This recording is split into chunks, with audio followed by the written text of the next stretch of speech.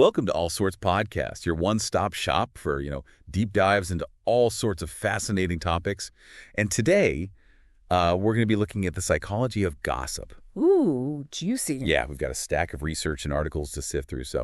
But first things first, a little honesty check. Do you consider yourself a gossip? No judgment here. But even if you think you're above it, chances are you've spilled the tea at some point. We all have. That's human nature. It is human nature, and that's exactly what we're going to be exploring today. Why we are all so drawn to gossip is always a bad thing, and how understanding the psychology of gossip can actually make us better in navigating this crazy social world. You know, it's fascinating to think that this seemingly trivial behavior, right? The whispers, the rumors, the hushed conversations about others could actually be deeply rooted in our evolution as a species. Hold on. Are you telling me gossip is in our DNA? I thought it was something we picked up from reality TV. Well, think of it this way. Imagine our prehistoric ancestors living in small, tight-knit groups. Survival depended on knowing who to trust, who might be a threat, and who would make a valuable ally. Okay, so how do they figure all that out? Prehistoric social media. Carved stone tablets with the day's hottest gossip. Not quite. But gossip was their information network. It was a way to gather vital intel about others, to figure out who was trustworthy, who was a potential mate, and who might steal your berries. So basically, gossip was prehistoric Facebook, except instead of scrolling through news feeds, they were having, face-to-face chats around the fire. Exactly. And even though we live in a different world today, our brains are still wired for that ancient social environment. Right. That's why we're so fascinated by the lives of others, even complete strangers. Think about our obsession with celebrity gossip. It's like our brains haven't quite caught up to the fact that those people on screen aren't actually part of our tribe.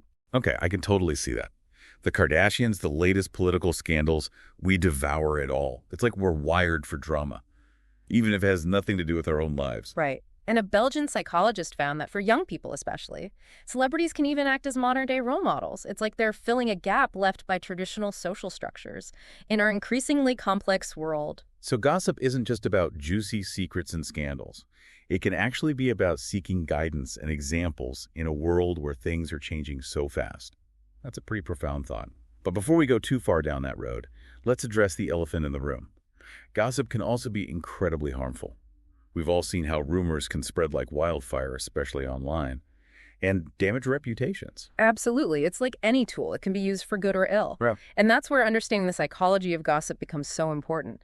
It's not about abstaining from it altogether, but rather being a more responsible gossiper. Okay, so how do we do that? How do we strike that balance between being in the loop and being a loose cannon? It's about finding that delicate balance between sharing information that benefits the group and avoiding malicious or hurtful talk. There's actually research showing that most gossip isn't even negative. Wait, really? So it's not all bad. Tell me more. A 2019 meta-analysis found that on average, people spend 52 minutes a day gossiping, and a whopping 75% of it is neutral. It's not about juicy scandals, but rather everyday conversations. Catching up with a friend about their life, sharing news about mutual acquaintances. It's more about information exchange than malicious intent. So all that time we spend chatting about who's dating whom or who got that promotion isn't necessarily a bad thing. It could actually be strengthening our social bonds. Exactly. Think about it. When you share a bit of gossip with someone, it creates a sense of intimacy, like you're in the know part of the inner circle. And there's even a hormonal component to this. Oh, this is where it gets really interesting. A hormonal component to gossip. What does that mean? One study found that gossiping can trigger a spike in oxytocin, often called the cuddle hormone. It's associated with feelings of trust, love, and bonding. So gossip is literally giving us a chemical high, making us feel closer to the people we share it with. That's amazing. It's fascinating, right? And the benefits of gossip don't stop there. There's research suggesting it can even promote cooperation within a group. Yeah, that's surprising. I always thought gossip led to more conflict, not cooperation. How does that work? Think about it this way. If someone is consistently breaking the rules or behaving badly, gossip can act as a way to call them out and discourage that behavior. It's a form of social policing. Enforcing those unwritten rules that keep a group functioning smoothly. There was even a study where participants played a game that involved contributing to a common pool of resources. Some players were selfish and didn't contribute their fair share. Classic free riders. Exactly. But when participants were allowed to gossip about those selfish players, it led to increased cooperation in subsequent rounds of the game. So by gossiping about the bad apples, the group was able to ostracize them. and create a more cooperative environment. That's pretty incredible. It sounds like gossip really does have a more complex psychology than we give it credit for. It absolutely does. It's not just about spreading rumors or being mean. It can actually be a powerful tool for social bonding, enforcing norms, and even promoting cooperation. But of course, the key is using it responsibly. That's a great point. So how do we become more responsible gossipers? Yeah. What are the hallmarks of someone who knows how to wield this powerful tool for good? A good gossiper understands the delicate balance between sharing information that benefits the group and avoiding malicious or hurtful talk. It's about being discerning and responsible with the information we choose to share, and knowing when to keep your mouth shut. Refusing to participate in gossip altogether can lead to social isolation, but being an indiscriminate blabbermouth will damage your credibility. So it's a tightrope walk, finding that sweet spot between being in the loop and being a loose cannon. Precisely. And that's where empathy comes in. Being able to understand the potential impact of our words on others. Right. Before we spread a piece of gossip, we should ask ourselves, how might this affect the person we're talking about? If it's something that could potentially hurt them, maybe it's best to keep it to ourselves. It's about gossiping with a conscience, not just for the thrill of it. Well said. And it's also important to remember that gossip is often based on incomplete or inaccurate information. Rumors can spread like wildfire, and it's easy to get caught up in the excitement. That's why it's so important to take gossip with a grain of salt.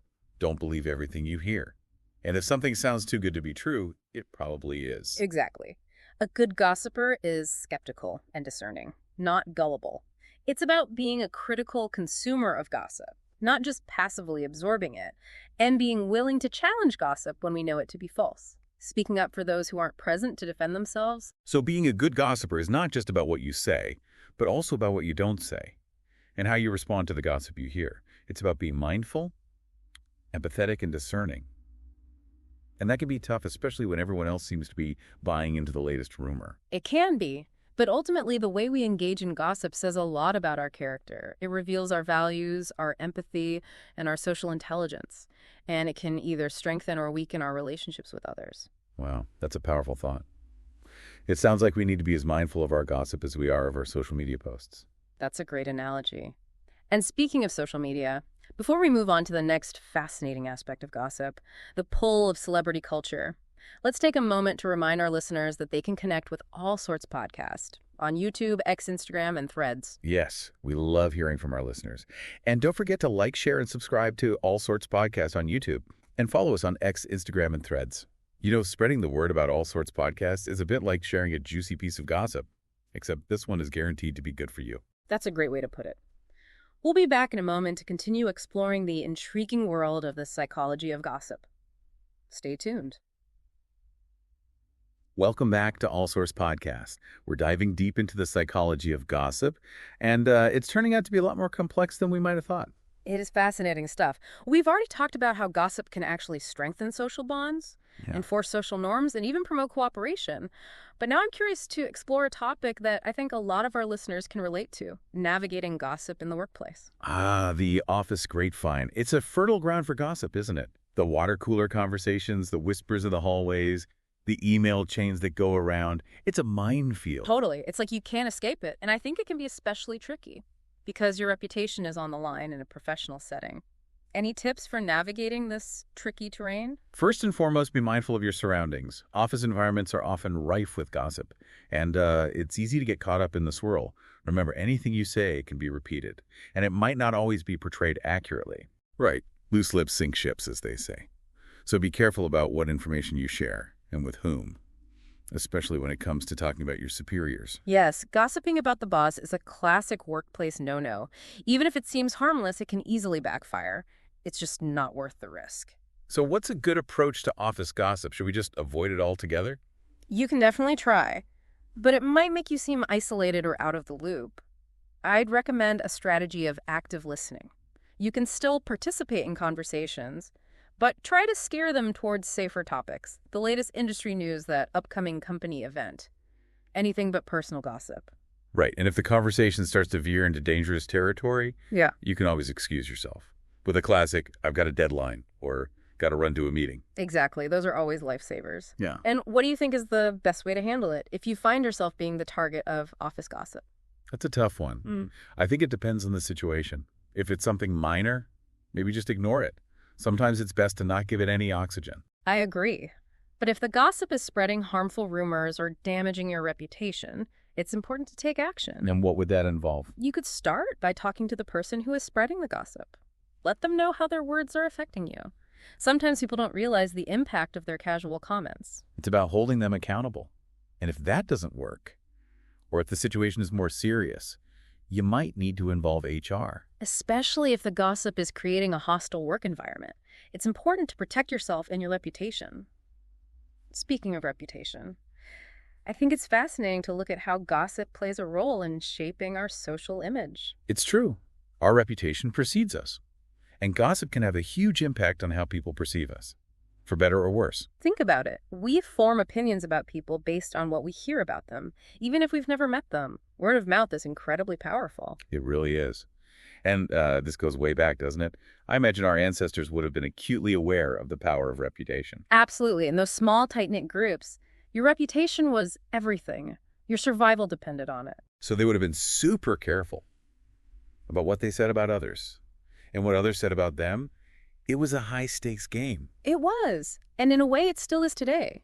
We might not be fighting for survival in the same way, but our reputation still matters. It affects our relationships, our career prospects, our overall well-being. It's like social currency. So how can we use this understanding of gossip to our advantage? It starts with being mindful of what you're saying about others, and more importantly, what others are saying about you. Pay attention to the whispers. Be aware of the grapevine. Exactly. If you hear negative gossip about yourself, address it quickly and directly. Don't let rumors fester. And if you're the one spreading gossip, make sure it's accurate and fair. No embellishing stories or spreading disinformation. Right, because ultimately your reputation is built on trust. And if you're known as a gossip monger, people will be less likely to trust you. It's about being a reliable source of information, not a drama queen or king. I love that, a reliable source of information. So it sounds like building a good reputation through gossip is a long-term game. It is. It takes time and effort to build, but it can be destroyed in an instant. Words have power, both for good and for ill. And that's something we should all keep in mind when we engage in this age-old human behavior we call gossip. It makes you think twice about that seemingly harmless comment you might make, right? Right. Now, before we move on to our final segment, the intriguing world of celebrity gossip, I want to remind our listeners to like, share, and subscribe to All Sorts Podcast on YouTube and follow us on X, Instagram, and Threads. We love hearing from you. Sharing All Sorts podcasts with your friends is like sharing a bit of intellectual gossip. Tell them you've got the inside scoop on the psychology of gossip. We'll be back in a moment to dive into the fascinating world of celebrity gossip. Stay tuned. And we're back for the final act of our deep dive into the psychology of gossip here at All Sorts Podcasts. We've covered a lot of ground, from prehistoric gossip circles to modern-day office drama. But there's one more juicy topic I just have to get your take on. Celebrity gossip. Why are we so obsessed with the lives of people we've never even met? It's a question that has baffled psychologists and anthropologists for years. And honestly, there's no single definitive answer. Well, let's try to unpack it anyway. What are some of the leading theories about why we're so invested in the latest Hollywood scandals and celebrity love triangles? One explanation that keeps coming up is that our brains haven't quite adapted to the modern media landscape. Think about it. We're bombarded with images and stories about celebrities 24/7. It's like they're everywhere. On our phones, our TVs, even at the grocery store checkout line. Exactly. And our brains, with their ancient wiring for social connection, haven't evolved to distinguish between the truly important people in our lives and those faces we see constantly on screen. So we're basically treating celebrities as if they're part of our tribe, even though we've never actually met them. Precisely. Those ancient gossip mechanisms, the ones that evolved to help us navigate our small, close-knit social worlds, are being hijacked by the constant stream of celebrity news. Like, our brains haven't gotten the memo that Brad Pitt isn't actually coming to our next family barbecue. I love that analogy. So instead of gossiping about the alpha male of our hunter-gatherer group, we're gossiping about the latest celebrity who's making headlines. That's the idea. And because we're exposed to so much information about these celebrities, their relationships, their struggles, their triumphs, their lives start to feel relevant to us, even if they have no direct impact on our day-to-day existence. It's like we're living vicariously through them, experiencing their highs and lows from the comfort of our own couches. And that brings us to another key element of celebrity gossip: escapism. It allows us to step out of our own, sometimes mundane lives and into a world of glamour, drama, and intrigue. It's a form of entertainment, pure and simple. Right. And it also taps into our natural curiosity about human behavior. We're fascinated by the stories of others, their successes and failures, their loves and losses, and those stories become even more captivating when they involve wealth, fame, and the trappings of celebrity. It's like watching a real-life soap opera, with all its twists and turns. Yeah. And of course, social media has taken this phenomenon to a whole new level. Absolutely. With platforms like Twitter, Instagram, and TikTok, we have unprecedented access to the lives of celebrities, like we're in their living rooms, following along in real time. And that creates a sense of intimacy and connection that can be hard to resist. But it's important to remember that what we see on social media is often a carefully curated version of reality. It's the highlight reel, not the behind-the-scenes struggles. So while it's okay to enjoy celebrity gossip in moderation, we need to maintain a healthy dose of skepticism. I couldn't agree more. Don't believe everything you read, and don't let it consume your life. Your time and energy are much better spent focusing on your own life and the people who genuinely matter to you. Our real tribe, not the virtual one we've created through our fascination with celebrities. Exactly. Well, that brings us to the end of our deep dive into the psychology of gossip. It's been a wild ride. It has. We've explored everything, from gossip's evolutionary origins to its role in shaping our social interactions. We've even tackled the thorny issue of celebrity gossip and its powerful hold on our collective imagination. And I hope our listeners have come away with a deeper understanding of this complex and often misunderstood human behavior. It's a tool that can be used for good or ill, but ultimately it's up to us to decide how we wield it. Well said. And speaking of wielding things for good, if you enjoyed this episode of All Sorts Podcast, we encourage you to share the knowledge, tell a friend, leave a review, or spread the word on social media. And don't forget to like and subscribe to All Sorts Podcasts on YouTube and follow us on X, Instagram, and Threads. We'd love to stay connected. That's it for our deep dive into the world of gossip. From All Sorts Podcasts, this is your host signing off. May your days be filled with insightful conversations, even the slightly gossipy ones. And remember, if you want to unlock a treasure trove of fascinating topics, don't forget to like, share, and subscribe to All Sorts Podcast on YouTube. And to stay in the loop, follow us on X, Instagram, and Threads.